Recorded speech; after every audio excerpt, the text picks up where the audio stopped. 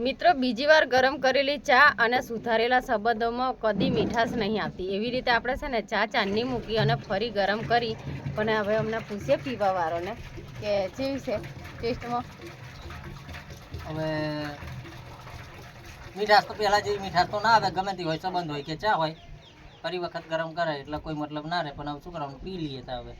એટલે ઠંડી આપણે એટલા માટે થઈ ગઈ પાણી આવી પાણી અચાનક આવી જાય ને ધાબા પર પાણી છોટવા આવ્યા ને તો પેલી ચા મૂકેલી છે કે તમે કીધું તો ધાબા પર લેતા અને પછી મેં કીધું તો બધી પાણી છોટવું ચા ટાળો થઈ ગયો. ફરી ગરમ કરી પેલી પાઇપ સીધી કર પાણી આવે. બહુ ગરમ કરીને ને પાણી થોડુંક છોટવું પડે, જેમ કે આ ધાબામાં છે ને 2 દાડા પાણી છોટજો એમ કહ્યું એટલે આપણે ભરી દઈએ આવી રીતે. તો આખી રાત એમની આપણે ચૂહયા કરે અને ફરી પાછું ચાલે રાતે એની આપણે પાણી પીધ્યા કરે. ફરી બીજા દાડા 12 વાગ્યા સુધી પાણી નહીં આવતું એક તો. લો અને કે આપણે કે ગરમ કરેલી ચામાં મજા ના આવે ને કે ચા જોરદાર બની શકે.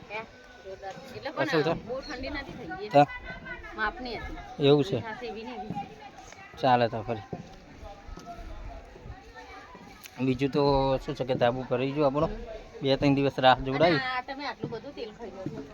અને તેલનું બોટલ એ જુઓ 3 ને 3 6 ડબલો તેલ આપણે ખાઈ ગયા. કેટલા મહિનામાં 6 ડબલો તેલ ખાઈ ગયા? કેટલા 10 દિવસ ચાલે એક બોટલ લ્યો આપણે. એટલે મહિનાનો 3 બોટલ લેતા એટલે આગળ 2 મહિનાનો બોટલ લેશો. હા 2 મહિનાનો 3 ડબલો, 3 દુ 6 ડબલો છે અહીં ગાડી આપણે તેલમાં. હે ઘણોય છે ને ભંગારીઓ નહીં, ઘણોય હાલ દીધો. ભંગારીયા કેટલા હાલે ખબર છે? ડબલાના 3 રૂપિયા હાલે ખાલી. એક જ ડબલું હાલો એટલે તમારે 3 જ રૂપિયા હાલે. એટલે ભંગારીઓને તો ડબલો હાલ દેવાનું કરતાં પાણી ભરી રાખવું આગળ પડે નહીં. તો કોઈક ટાઈમે કંઈક પાણી હોવાની ના આવે, બીજા દાડા કંઈક મોટર હલાળાવાળું થાય તો આપણે તો પાણી ભરેલું હોય તો પાણી ભરવાય કમ લાગે. અને આવો 10 ડબલો ભરેલો હોય તો 50 લીટર પાણી થાય. અને ભંગારીયાને 3 રૂપિયામાં બોટલ હાલ દઈએ, એના કરતાં પડી રહી સારું. તો આપણે તો કોમ લાગે. ચા પી લે વિપુલ? હા વિપુલભાઈ આજે જમવા ગયેલા તો મુંદી ખાઈને આવ્યા છે એટલે જ મારા બેટા આવે છે ને. તા શું ખાધેલું? પૂરી શાક. હા એવું છે. બટાકા અને રીંગણનું શાક હતું. હા ઘેર આપણે બટાકાની અંદર એક પણ રીંગણ નાખીએ ને તો વિપુલભાઈ ના ખાય. અને રગોડાનું જે શાક હોય ને એમાં રીંગણ બટાકાનું શાક હોય ને તો વિપુલભાઈ એવું છે. વિપુલભાઈ આમ જાવ આજે તમારે એટલે ત્યાં આગળ ટેસ્ટ સારો આવતો હશે. બીજું તો શું મોટા રગોડામાં બનાવે એટલે જરી સારું લાગે. અને વિપુલભાઈ નામ રીંગણો નતો એમ કહેવામાં આવે. એવું હા જો એમ કે સારું લાગ્યું તે ખરું વિપુલ. રીંગણો નતો કે. અને આપણે પાણી ભરી લેવાનું કારણ એ જ કે કાલે કદાચ પાણી ના આવે ને તો આપણે શું છે જો એક આ પિત્તળની કોઠી છે, પછી એક આ ડોલ છે અને આ 6 ડબલો આ ભરી રાખીએ તો કદાચ કાલે પાણી વહેલા મોડી થાય ને તો આપણે શું અત્યારે તો ભરી દીધું છે, અત્યારે આપણે કમ્પ્લીટ ભરી દીધું છે.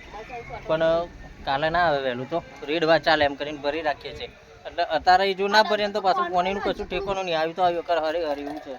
અને નાનું ડબલું હો વિપુલ ભરી રાખજે. હા નાનું હો ભરી રાખજે.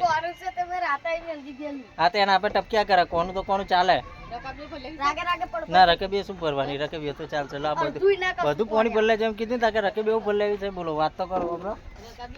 ના રકેબી નહીં ભરી. તો ચાલો હેડો. લાઈટ લગભગ આવી ગઈ છે એવું લાગે છે કે ઘંટી ચાલુ કરી છે. હવે જઈએ ને છે. વિપુલભાઈ કાલે પાણી વિશે 2 શબ્દ વાક્ય બોલેલા ને હારમાં કે પાણીનો સંગ્રહ કરવો જોઈએ. તો આપણા વિપુલભાઈએ છે ને એ અમલમાં લીધું છે. પાછું ખાલી બોલ્યા એકલા નહીં, નિભાવે પણ. પાણીની બચત કરે છે, ખોટો પાણીનો બગાડ કરતા નહીં.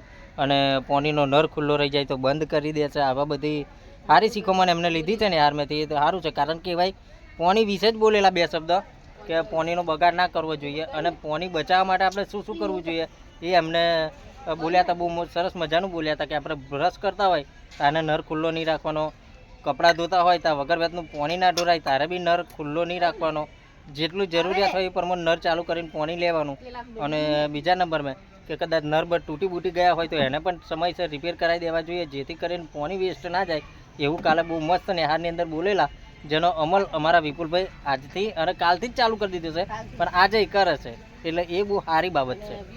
તુષારભાઈ અમારા સ્વસ્થ પર્યાવરણ વિશે બોલેલા. અને તુષાર ખરો ને એ પર્યાવરણ વિશે બોલેલો મૂક્યો છે આપણે. હા અને કોમેન્ટ તમે કરજો કે કેવું બોલ્યા છે અને તમને કેવું લાગ્યું એમનું વાક્ય, એ તમે કોમેન્ટ કરજો. એટલે આગળ એવાય પાછા આવા કંઈક બોલવાનું હોય ને તમને થોડો ઉત્સાહ રહે. એટલે નેહાર મેં કાલે બોલ્યા છે જે સ્પીચ આલી છે ને એનો વિડીયો આપણે બનાવીને મૂક્યો છે, તો એ વિડીયો તમે જોજો અને એમે સારી એવી કોમેન્ટ કરજો જેથી કરીને એમનો ઉત્સાહ વધે. કારણ કે એવા કેવું બોલ્યા છે, શું બોલ્યા છે, એવી સારી કંઈક કોમેન્ટ કરજો એટલે એમને પણ એ કોમેન્ટનો જોઈને આનંદ થાય અને ઉત્સાહ વધે એમનો બોલવાનો. હે પાઇપ પર ના ફરે બેટા વિપુલ, એવું છે. અને તુષારભાઈ આપણા ખરા નહીં પર્યાવરણ વિશે બોલેલા કે પર્યાવરણને બચાવવા માટે આપણે શું કરી શકીએ, તો એમને પણ કાલે બહુ મસ્ત બોલેલા કે એના માટે આપણે પ્લાસ્ટિકનો ઉપયોગ ઓછો કરવાનો છે, પછી આ વૃક્ષો વાવવાના છે, વૃક્ષોનું જતન કરવાનું છે. આસપાસ આજુબાજુમાં આપણે કઈ ઘરની આજુબાજુમાં, નિશાળની આજુબાજુમાં, આપણા ગામમાં કઈ કચરો ના રહે એ કચરાનો નિકાલ કરવાનો, કચરો જઈ તઈ ફેંકવાનો નહીં. આવું બધું બહુ સરસ મજાનું બોલ્યા હતા. સાહેબે એમને એવોર્ડ પણ આપ્યો હતો, કાલે ઇનામ પણ આપ્યું હતું એ બોલવા બદલ. એટલે એને પણ બહુ મસ્ત તુષારભાઈએ સારું બોલ્યો છે.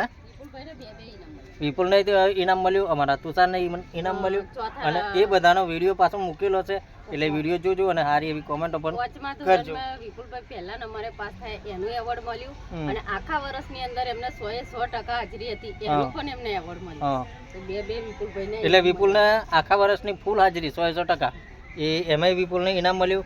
ફરી પહેલો નંબર આવ્યો પરીક્ષાની અંદર એમાંય ઇનામ મળ્યું અને ભણવાની અંદર સારી પ્રગતિ કરે છે એના માટે પણ પ્રોત્સાહન કર્યું હતું. બહારના સાહેબો આવ્યા હતા એટલે એ તો સાહેબો બધા શિક્ષકનો પણ ખૂબ ખૂબ આભાર ગણાયા. સરસ કહેવાય, સારું કહેવાય, સારું ભણાવે છે એટલે આપણા બાળકો પ્રગતિ કરે છે એ બદલ શિક્ષકોનો પણ ખૂબ ખૂબ આભાર માનીએ છીએ. આપણે ઘેર ગમે એટલું ભણાવીએ એમને કે ગમે એટલું કકરાટ કરીએ ને તો એ ના ભણે, એટલે જે નેહારની અંદર શિક્ષકો ભણાવે ને તો જ એવાય ભણે. એટલે એમનો પણ આભાર કે સુરણ સારું એવું શિક્ષણ ના સારું ભણાવે છે સાહેબો, સારું ભણાવે છે, મહેનત બહુ સારી કરે છે. કારણ કે આપણે 2 છોકરો હોય તો બી આખો દાડો જો સાચવવાનો હોય તો આપણે થાકી જઈએ, એમના કંટાળી જઈએ. જ્યારે નેહારની અંદર અમારા ગામની અંદર 250 થી 300 છોકરોની સંખ્યા છે. હવે એટલો બધો છોકરોને સાચવવાનો એટલે શિક્ષકોની બહુ મોટી જવાબદારી હોય છે. એ બદલ શિક્ષકોનો પણ ઘણી બધી મહેનત છે અમારા ગામમાં. એટલે અને તો એ છતાંય આટલો બધો છોરો પાછું સારું ભણે છે. એવું નહીં કે કંઈક જ છોકરો ભણવાની અંદર ધ્યાન નહીં આપતો, બાકી મોટો ભાગનો છોરો ભણવાની અંદર ધ્યાન બી સારું હાલે છે અને ભણે બી છે સરસ. તો ચાલો લાઇટ આવી ગઈ છે, જઈએ ને છે.